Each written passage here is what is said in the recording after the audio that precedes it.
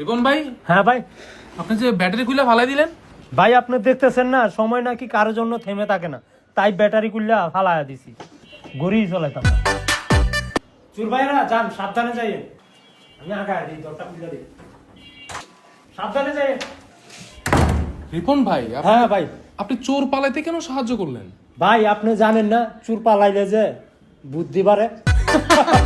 ভাই হ্যাঁ ভাই। আপনার প্লেটে ভাত নাই কেন? আপনি জানেন না ভাই, উচিত কথার ভাত নাই। আমি তো সব সময় উচিত কথাই বলি। ভাই চলেন বের হই। না ভাই আমি যাব না। কেন?